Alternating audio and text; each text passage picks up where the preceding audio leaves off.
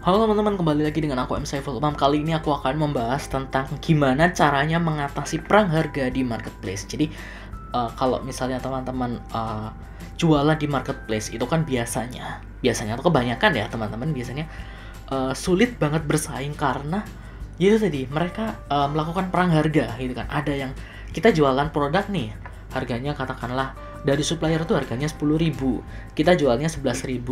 Terus tiba-tiba nih ada penjual lain yang harganya itu di bawah 10.000, misalnya 5.000 atau 8.000 kayak gitu.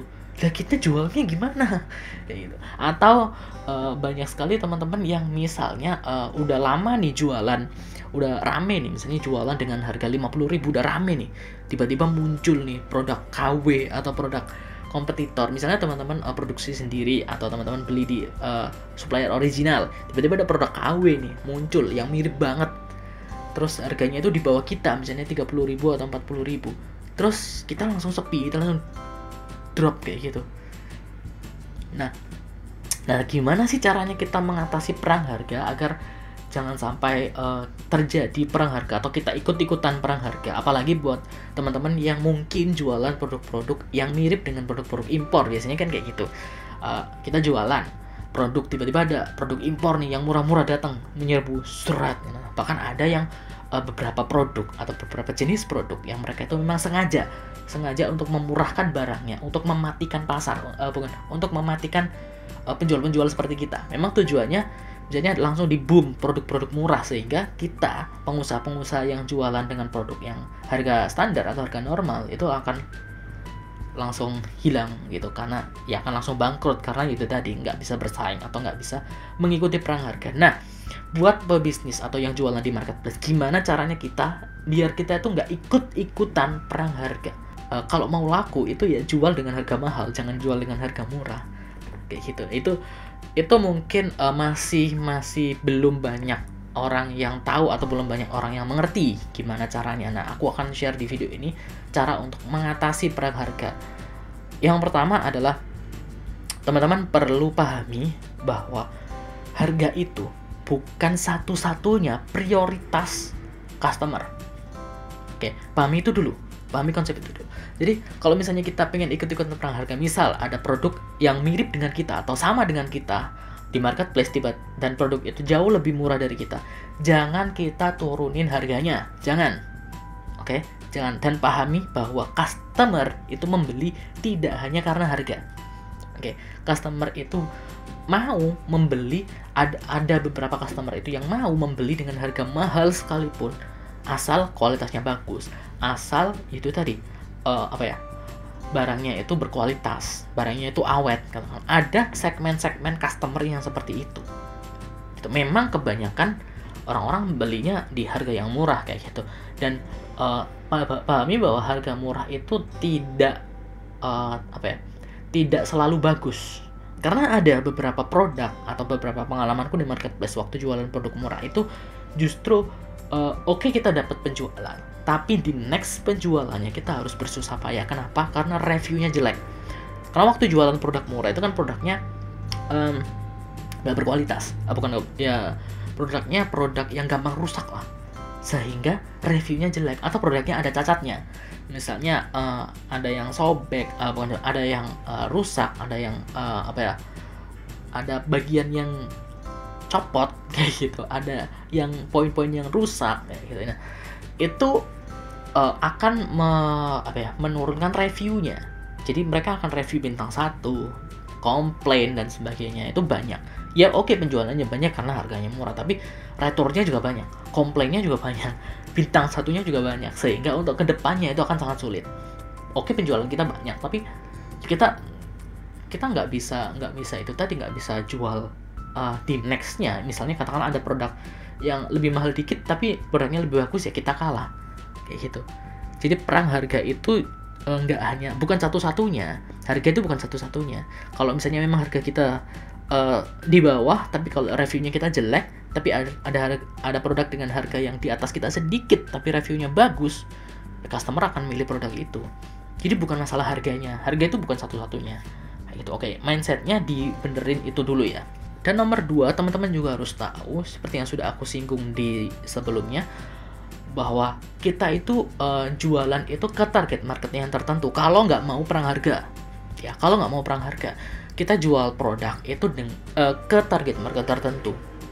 Oke, jangan jualan ke semua orang. Biasanya biasanya teman-teman itu kalau misalnya ditanya, ini target marketnya siapa, mau jualan ke siapa? Ya kalau bisa sih semua orang. Nah biasanya teman-teman akan jawab, kayak bisa sih semua orang beli gitu. Iya, memang kalau bisa semua orang beli. Tapi kalau jualan itu jangan itu tadi. Kalau kita jualannya ke semua orang, ya kita akan saingan dengan semua produk, semua toko. Misal kita jualan baju, ke semua orang pokoknya. Ya kita akan saingan sama banyak brand. Misalnya kita saingan sama Eiger, kita saingan sama brand-brand terkenal. Misalnya kita saingan sama H&M, kita saingan sama Zara, kita saingan sama Nevada, kita saingan sama brand-brand yang udah gede-gede, atau mungkin brand-brand kecil yang jualnya produk-produk yang murah juga kayak gitu, yang lebih murah dari kita. Ya kita akan saingan sama mereka semua. Saingannya banyak banget kayak gitu. Tapi kalau misalnya kita tertarget, kita hanya jual baju untuk couple misalnya. Kita jualan baju hanya untuk couple. Nah, mungkin orang-orang yang nggak couple juga akan beli baju itu.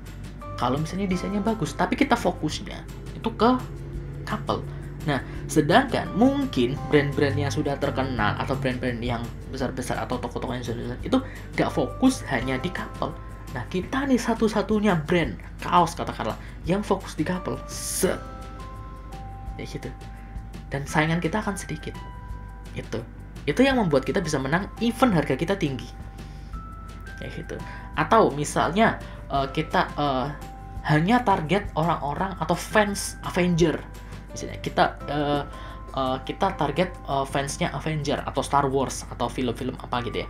Nah, kita target kita bikin desain baju-baju yang desain bajunya Avenger, bajunya Star Wars gitu. Kita target gitu. Nah, sedangkan brand-brand yang sudah gede, mereka kan nggak target itu. Nah, kita itu eksklusif target seperti itu. Maka meskipun kita harganya mahal, tapi karena eksklusivitas itu, maka kita bisa dibeli gitu. Kita nggak perlu menurunkan harga. Justru kita bisa naikkan harganya. Kayak gitu. Oke? Jadi target marketnya itu harus sesuai. Jangan semua orang, biar kita itu nggak bersaing dengan semua orang. Oke ya. Kemudian yang selanjutnya adalah kita kalau bisa promosinya itu jangan di marketplace doang. Biasanya teman-teman kalau sudah jualan di marketplace, katakanlah di Shopee, katakanlah udah upload produk nih di Shopee, set gitu. Terus kemudian kita nunggu doang. Nggak promosi di mana-mana. Cuma di situ doang upload produk, selesai. Atau kita ngiklan, selesai. Nggak kayak gitu teman-teman konsepnya. Ya kayak gitu jualan itu. Ya kalau misalnya kita jualan di satu tempat doang, ya kita akan saingan dengan toko-toko besar yang ada di sana. Kayak gitu. Jangan hanya promosi di satu tempat doang. Kita juga promosi di tempat lain. Misalnya di Instagram, kita bikin konten di TikTok, kita bikin video di YouTube, kita bikin artikel, kita masukkan ke Google, kita bikin tweet-tweet yang menarik. Misalnya tadi ya kita bikin kaos couple katakanlah. Kita jualan kaos couple. Ya udah kita bikin cerita di Twitter tentang couple-couple. Kita bikin foto di Instagram yang couple-couple yang lucu, couple-couple yang unik. Kita bikin video di TikTok tentang problematika pasangan atau tips-tips berhubungan, tips-tips nyari cewek atau nyari cowok kayak gitu. Nah, kita bikin video kayak gitu dan nanti kita linkkan konten-konten itu ke toko kita yang ada di Shopee gitu. Jadi kita nggak akan bersaing kalau misalnya teman-teman bersaing perang harga di marketplace, ya kalau misalnya kita promosinya di situ ya memang kita akan perang di situ gitu loh, di marketplace itu. Tapi kita coba keluar dari marketplace, ke tempat lain, ke Instagram, ke Twitter, ke TikTok, ke YouTube. Nah, kita tarik orang-orang langsung ke toko kita. Jadi kita nggak saingan di sana, kita saingan di sini, di konten, bukan di harga. Kalau di Shopee mungkin di marketplace ya, itu mungkin di harga. Tapi di luar, di konten, kita saingannya di konten, bukan di harga. Nah, mungkin kalian pernah melihat kenapa sih ada satu produk yang harganya itu lebih besar dari aku. Misalnya aku jual baju katakanlah di harga 200.000 katakanlah, baju couple di harga 200.000. Terus ada nih produk yang harganya 400.000. Brandnya juga nggak ada brand, nggak terkenal juga. Nah kok mereka penjualnya bisa banyak, sedangkan aku kok cuman nggak ada yang beli katakanlah.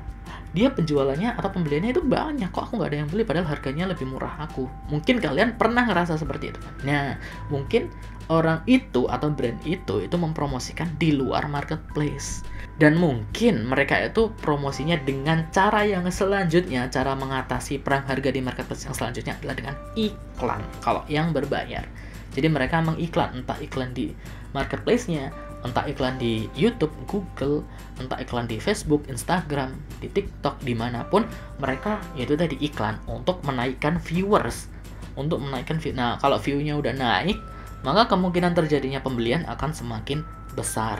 Oke, jadi teman-teman, sekali lagi mindsetnya jangan berpikir kalau misalnya, oh aku harganya terlalu mahal, kok ada orang-orang yang harganya murah terus aku harus menurunkan harga. Enggak, masih ada banyak sekali strategi yang bisa kita terapkan, masih banyak strategi yang bisa kita lakukan, hal-hal yang bisa kita lakukan selain menurunkan harga. Jadi buat penjual, jangan turunin harga kalau produk kalian nggak laku. Masih banyak strategi yang bisa kita lakukan. Yang penting kalian itu rajin. Oke, itu tadi teman-teman gimana caranya mengatasi perang harga. Semoga membantu teman-teman. Jangan lupa untuk klik tombol like, kemudian subscribe channel ini, dan nyalakan notifikasinya. Dan teman-teman juga bisa join membership di channel ini. Sampai jumpa di video selanjutnya. Bye.